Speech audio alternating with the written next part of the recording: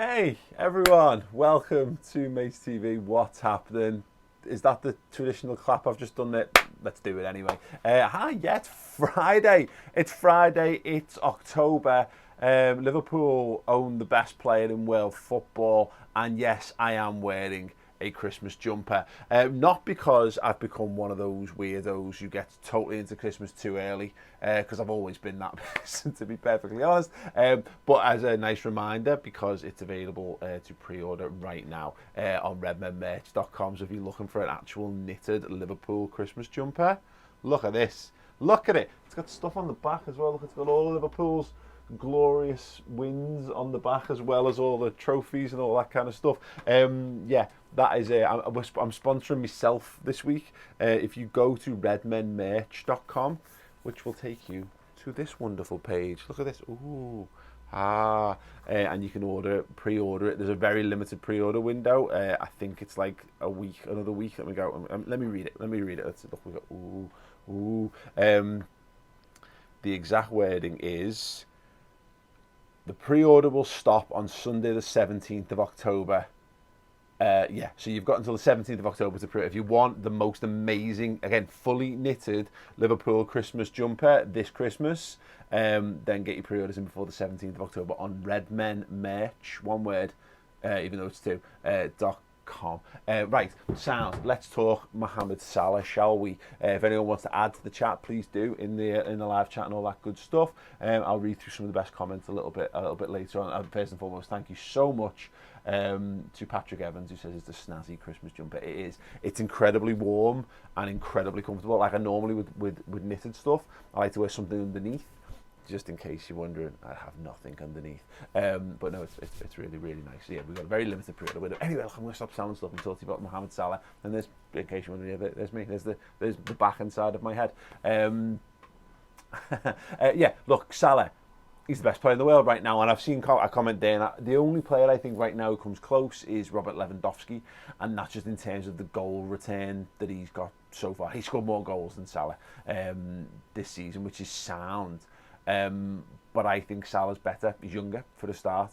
And there's something about, I don't know, I think, do you have to play in a certain position to really be thought of as the best player in the world? Because I think this is a really interesting discussion about like Virgil van Dijk as an example. Can Virgil van Dijk be classed as the best player in the world? And I don't think anyone would ever, because we don't seem to categorise centre-halves. Whereas I think you need to be a 10 or a wing or something more. You need to be like a supreme goal scorer, a supreme creator, and do all those incredible things more than just like, we don't need to give it to just strikers. You know, like Zidane was the best player in the world. Ronaldinho was the best player in the world. You know, Rivaldo maybe just slightly before those two. People think of Maradona and Pele, and yes, forwards, but not like centre forwards, not strikers, that kind of thing. So, you know, you've got, I think Ian mentioned there for Karim Benzema as well, of course. But and a great comment from Nick Hubble there, who says English football's stronger than German football, and that's the difference between Salah and Lewandowski. And this is kind of where this stemmed from. And the Man City game, I was a little worried that goal that Salah scores, which I think might be one of the best individual, it's probably the best individual goal that a Liverpool player scored. And maybe Salah's only topping himself with that, to be honest. But the point of it is, I was worried because it's a draw. So he scores one of those goals against Tottenham Hotspur. We don't win, so it doesn't get lauded for the brilliance that it is. And sometimes those kind of moments get forgotten or lost down the line somehow. Whereas if you score a winner and it's that, or you score in a game that you win, then things tend to get remembered more. But the Discord has been very, very positive around it. And obviously we've had a couple of weeks of it now, and you've got the Salah taking his shirt off and flexing and showing us, you know, giving us biology lessons. There's muscles there that I didn't know existed on humans. Everything about him right now is at the absolute peak of his powers. And the best thing about it is that it's opened up the conversation. So like Ronaldo being in the Premier League opens up the conversation. But the fact that it was against Manchester City, that's why it's being held up, and it should be held up, because they're the two best teams in the world right now, Liverpool and Manchester City, and there are teams that are hoping to be at that level, and I'm sure people, fans of sides outside, outside of England, outside of Liverpool, Manchester, whatever might make it as strong as. I'm sure Bayern Munich fans would rightly feel that they're in that top bracket as well, and maybe so, but to the point made earlier, the Bundesliga is not of the quality of the Premier League. So not only is Salah doing it in the best league in the world, he's just gone and done it against the arguably a better team. Arguably, Man City might be, they certainly, you know, they're reigning league champions, Champions League finalists from last year, and Salah's just gone and been the best player on the pitch by some distance as well.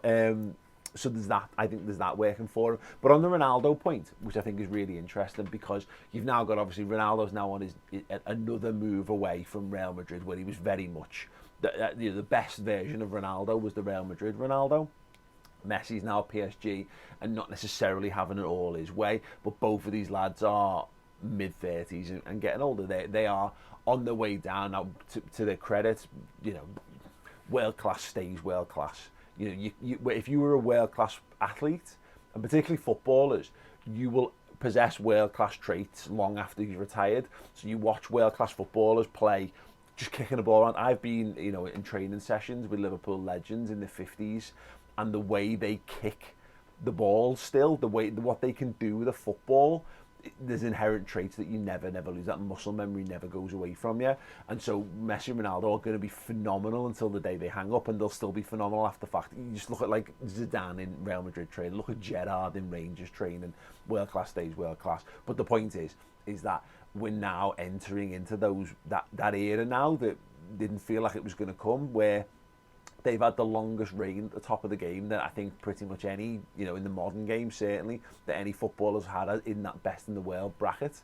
And we've seen plenty of players come and go that have been close. The closest Liverpool have ever had was Luis Suarez, and the problem is that Messi and Ronaldo were so good that I think we came to the understanding that Suarez was the third best player in the world.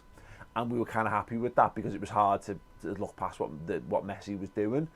And then, of course, Suarez goes and he goes and does it in Spain as well, and cements himself as third best player in the world. But that's all that's been up for grabs for a long time, is that who is the third best. Hazard had a little bit of a shout for it for a while. Neymar will have had a shout, and there's been some question marks over who would fill that. But now I genuinely think the slot of the best player on the planet is now up for grabs, because whatever we want to say about Messi, might go and score 30 plus goals this season, but it's in Liga, and Liga's actually been more competitive than people would have expected, but the quality's not there.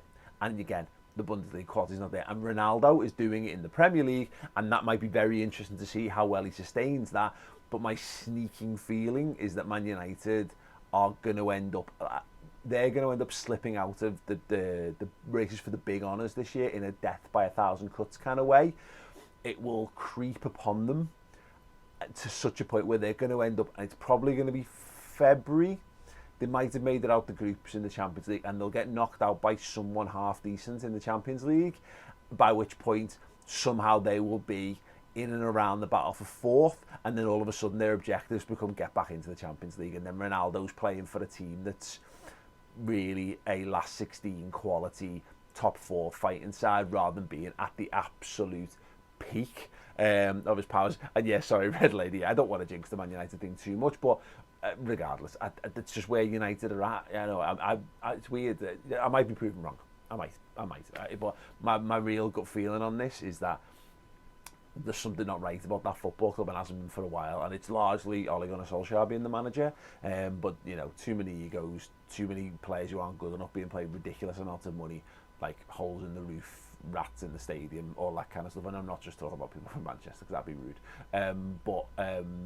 But like literally, Old Trafford's an absolute shithole, and not in that funny way. Like we go, oh, Goodison. It's actually in that funny way, but also in the way that we say Goodison Park's a shithole. It's an actual, it's a big shithole, with lots of nice, you know, bits and pieces added to it to make it look and feel not so much externally, but internally it is. It's horrible. But yeah, anyway. So I think this is where we're at, and I think the interesting conversation comes about Mbappe, and it comes about Haaland. And look, I think those two are right now the heir apparents to that slot of maybe there's just one best. There always seems to be two, doesn't there? They do seem to come in pairs a lot of the time. certainly in my time, again, I always refer to the Zidane and Ronaldinho thing, but that'll be interesting to see because maybe Mbappe's 22, Haaland's what, 21, 20 at this point. I don't think you can be the best player in the world in the modern game until you get to like 24 and you've gone through and you because you don't actually finish growing until you hit 25. You fill out as a man, which in some instances you don't stop filling out when you hit 25, but you broaden out, and then if you and the things that you built your game on, you have to modify your game, and the supreme footballers carry on this upward trajectory, but we've seen footballers get to that sort of age, and like Haaland is a freak of nature. Look at him, he shouldn't work. He's like Frankenstein. He runs like he's had all his parts bolted onto him, but it works. But if he ends up naturally just becoming a bit heavier, does he lose a little bit of that pace, and does that impact his game a little bit? Again, it's unknowable at this point.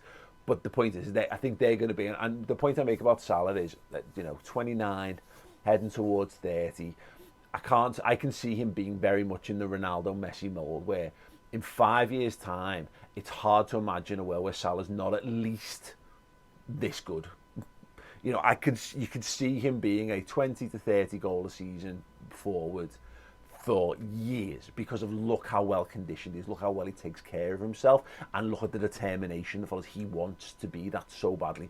There's lots of supremely talented footballers who just lack that, whatever that 1% is, or 5%, or that small margin that means that you never settle, and you always want to go harder and longer and and continue to develop. And Ronaldo's got that, Messi's got that, and I think Salah's got that. Whereas you look at like an Eden Hazard, a good example of that, he doesn't possess that, and that's the reason why and obviously he's had injury problems as well, which is another factor. But like the Eden Hazard who had that season where he did nothing, and then was that the Euros or the World Cup that year? He turned it on against Liverpool for a laugh.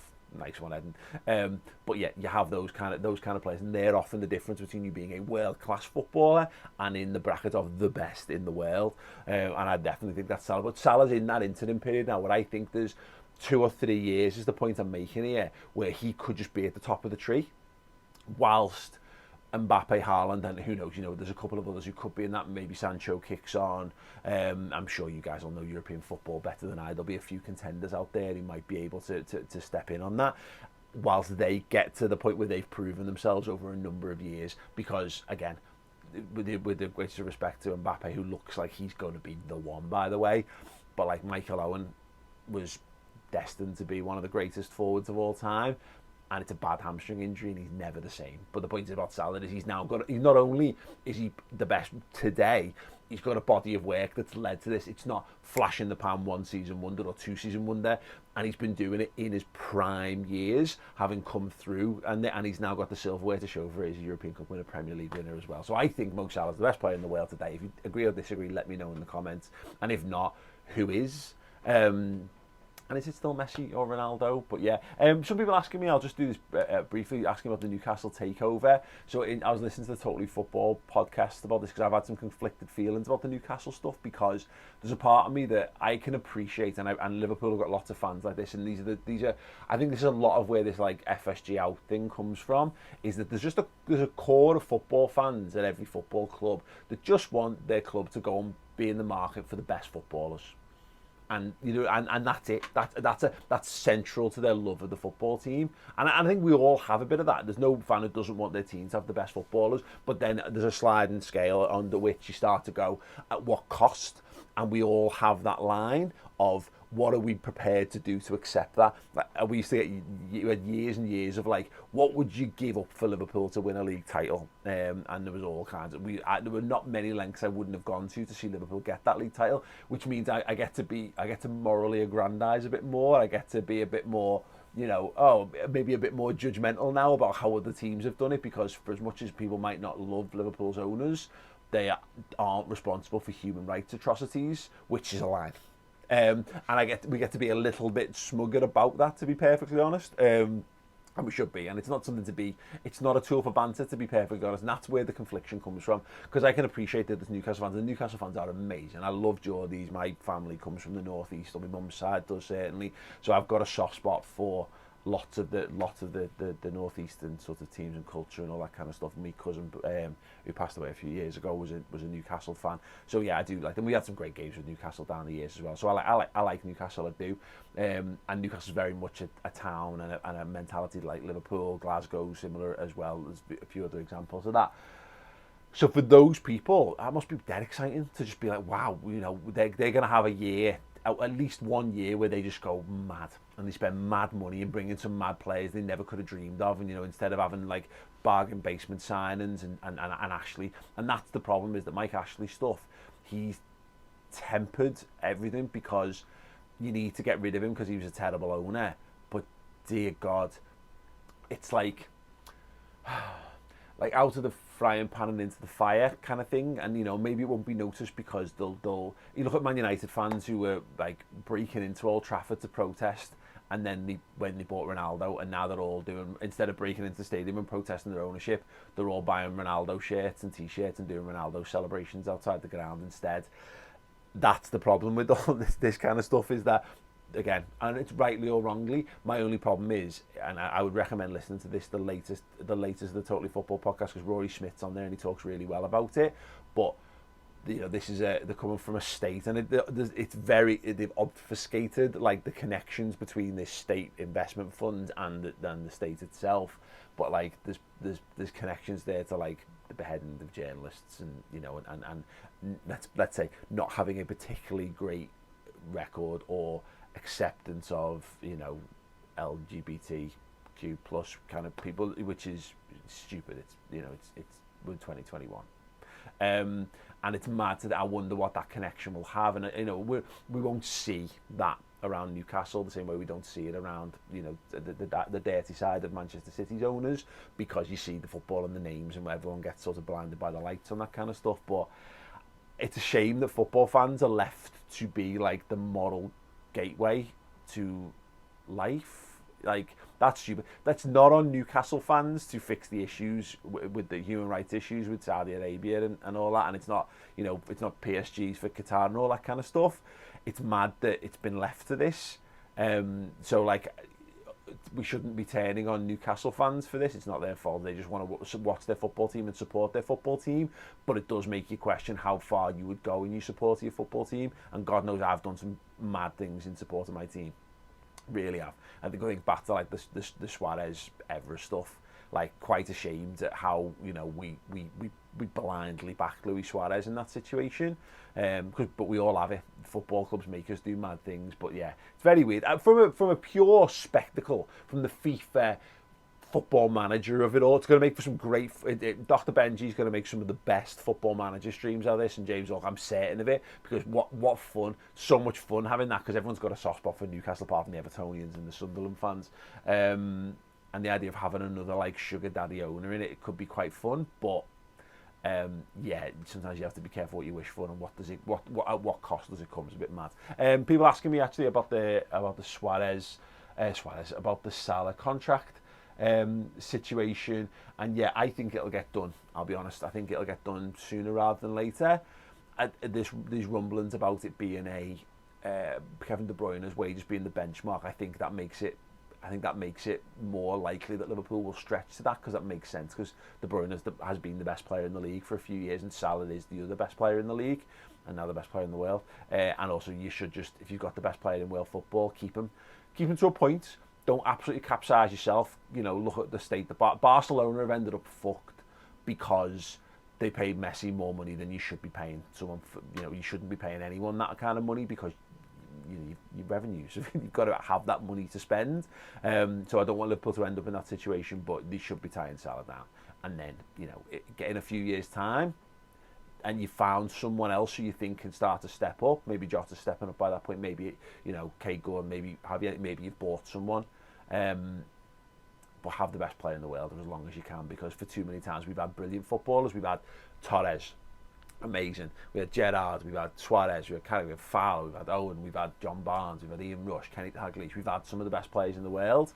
You want to keep them. You don't want them to be playing for other teams when they've still got the peak years ahead of them. So yeah, Liverpool should definitely get that sorted.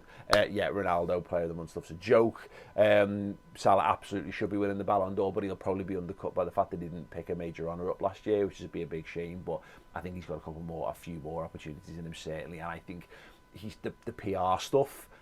He's in people's conscious now more than he ever has been, particularly because Ronaldo's now in the Premier League and you can start to compare them side by side. So yeah, that's very interesting indeed. And yeah, one more final point. Well, two final points actually. So on the Salah contract stuff, I do a show called Jno Insight with Neil Jones, who is a journo for Northwest Liverpool, covering journo for goal.com. I did a show with him that streams on our streaming platform, which is the redmentv.com. It's like Netflix for Liverpool fans. It's extra Redmen TV shows, but also we do documentaries, really in-depth stuff, the kind of stuff that you would only find on Netflix and Amazon and Disney Plus, that kind of stuff around Liverpool. So that show is there, talking about the Salah contract situation from a journo who's far more in the know. So if you go over there and watch that, subscribe to that, and you get loads of extra content, but that's a really good show that we've got at the moment. We've got an in-depth interview with Liverpool's head of goalkeeper, John Achterberg. He gave me like an hour and a bit of his time. There's two parts of that going out. First part is going out 9 a.m.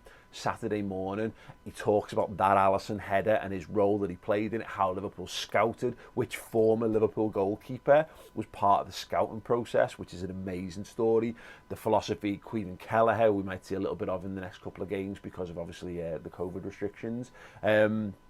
Fantastic. In conversation with John Achterberg, massive interview. That's also streaming on the redmentv.com. And yes, lastly, I have been wearing a Christmas jumper because the pre-orders are only open till the 17th of October because they need to get sent off to be manufactured. They're not off the rail kind of stuff. So if you want one, get one pre-ordered at redmenmerch.com, just so you know what the page will look like. If you go on there, you will end up on this page here, and you'll get to do it, and you get a little bit of a look through and get a closer look and all that. We've got an advert coming out for it, but I'm doing this now. So yes, warm, comfy, snug, and celebrates the glorious history of Liverpool Football Club. redmenmerch.com. Get one pre-ordered right now. Right, thank you. Have a wonderful Friday. Have a wonderful weekend. Achterberg Saturday, Neil Jones out now, and a whole host of other shows streaming on the redmentv.com. You guys are absolutely amazing. I love you all. You're amazing. You are. You're amazing. Don't let anyone tell you otherwise. Have a great day. Ta-ra.